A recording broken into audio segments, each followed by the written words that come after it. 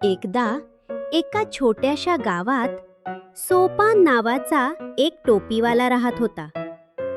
तो स्वतः सुंदर सुंदर टोप्या बनवायचा आणि त्या गावोगावी फिरून विकायचा.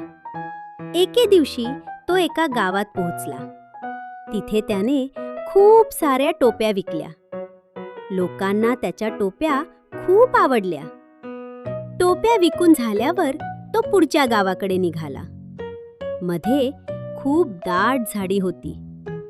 सोपान चालत चालत खूप थकला होता, म्हणून तो एका मोठ्या झाडाखाली बसला. त्याने आपल्या डोक्यावरची टोप्यांची टोपली खाली ठेवली. तो थोडा वेळ बसला आणि बसता बसताच त्याला गोड झोप लागली. त्या झाडावर खूप माकडं होती. ती सगळी वर बसून सोपानकडे बघत होती. सोपान गाढ झोपला आहे हे पाहून ती हळूच खाली उतरली. एक एक करून त्यांनी टोप्यांची टोपली उघडली आणि काय केलं माहितीये? सगळ्या माकडांनी टोप्या उचलल्या आणि आपल्या डोक्यावर घालून बसली. थोड्या वेळाने सोपान जागा झाला. तो उठून बघतो तर काय, त्याची टोप्यांची टोपली रिकामी. तो घाबरून वर पाहतो. अरे, सगळी माकडं टोप्या घालून बसलेली. सोपान ओरडला, हात हलवले, पण माकडांनी त्याचीच नक्कल केली. सोपान विचारात पडला, आता मी काय करू? मग त्याला एक युक्ती सुचली. तो थोडा वेळ शांत उभा राहिला.